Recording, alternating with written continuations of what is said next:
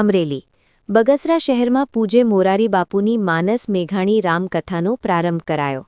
નમસ્કાર દર્શક મિત્રો, આપ નિહાળી રહ્યા છો SS2 ન્યૂઝ ચેનલ। બગસરા શહેરમાં ચિત્રકૂટ ધામ ખાતે માનસ મેઘાણી રામકથાના પ્રારંભે મેઘાણીની પ્રતિમાને ફૂલહાર કરી પ્રારંભ કરાયો। પૂજ્ય મોરારી બાપુના મુખેથી રામકથાનું રસપાન કરવા બહોળી સંખ્યામાં લોકો ઉપસ્થિત રહ્યા। અમેરિકા સ્થિત હર્ષાબા ગોહિલ પરિવાર સાથે મહાનુભાવો દ્વારા દીપ પ્રગટાવી રામકથાનો પ્રારંભ કરાયો। રામકથાના પ્રારંભે ગુજકો માશોલના ચેરમેન દિલીપ સાંગાણી, પૂર્વ કેન્દ્રીય મંત્રી અને સાંસદ બરશોત્તમ રૂપાલા, ધારાસભ્ય મહેશ કસવાલા સહિત અનેક રાજકીય અને સામાજિક આગેવાનો ઉપસ્થિત રહ્યા।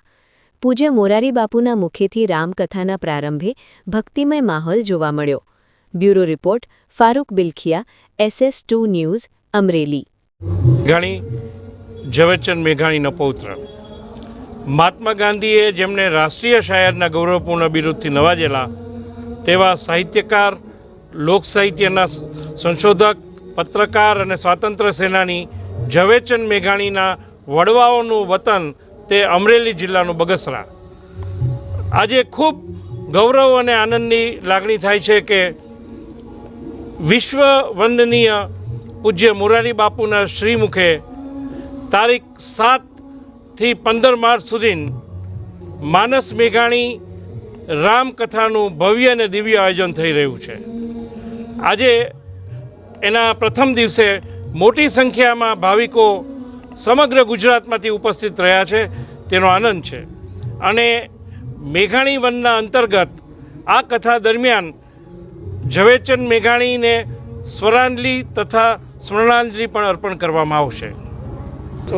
હા, 8મી માર્ચે એમની 79મી પુણ્યતિથિની પૂર્વ સંધ્યાએ સ્વર્ણાંજલિ કાર્યક્રમમાં ખ્યાતનામ લોક કલાકારો અભયસિંહ રાઠોડ, ભારતીબેન વ્યાસ અને રાધાબેન વ્યાસ ઝવેરચંદ મેઘાણી રચિત, સંપાદિત, સંશોધિત ગીતો, લોકગીતો અને ભજનનો આસ્વાદ કરાવશે। જ્યારે 14મી માર્ચે એક ગોષ્ઠી રાખી છે, જેમાં વિદ્વાન વક્તાઓ શ્રી રૂપાલાજી, VS ગઢવી, વિનોદભાઈ જોશી, લલિત ખંભાઈતા અને જ્વલંતભાઈ છાયા ઝવેરચંદ મેઘાણી વિશે રસપ્રદ અને માહિતીસભર વાતો કરશે। ખૂબ પ્રસન્નતા વ્યક્ત કરું છું। રાષ્ટ્રકવિ ઝવેરચંદ મેઘાણીની પૈતૃક ભૂમિ પવિત્ર ભૂમિ છે। પૂજ્ય મોરારી બાપુ એના વ્યાસપીઠ ઉપર રામચરિત માનસ દ્વારા આજે મેઘાણીને વર્ષો પછી શ્રદ્ધાંજલિ આપવા માટેનો પાવન પ્રસંગ છે, અલૌકિક પ્રસંગ છે।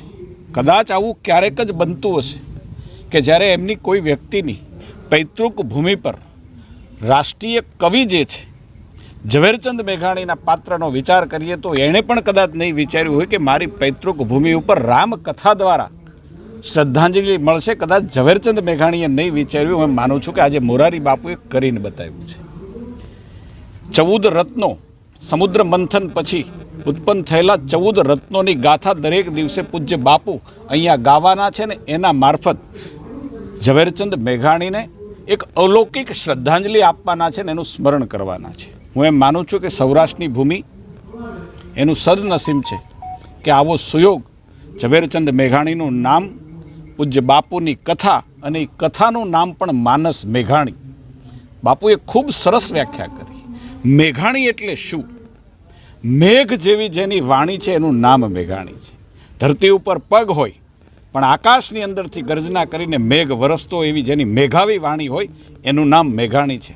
અને હું માનું છું કે સાચા અર્થની અંદર આજે જ્યાં પણ એમનો આત્મા હશે, ઝવેરચંદ મેઘાણીનો આત્મા હશે, ઝવેરચંદ મેઘાણીના ચાહકો, કરોડો ચાહકોનો જે આત્મા હશે, પૂજ્ય મહાત્મા ગાંધીનો આત્મા હશે, ત્યાં આજે સંતોષના શ્વાસ લેશે કે પૂજ્ય બાપુ એ વ્યાસપીઠ ઉપર બિરાજીને રામકથાના માધ્યમથી આવી એક જેને કહી શકાય કે સાહિત્યની પરમ સીમા જેને કહી શકાય એમને આજે શ્રદ્ધાંજલિ આપી રહ્યા છે।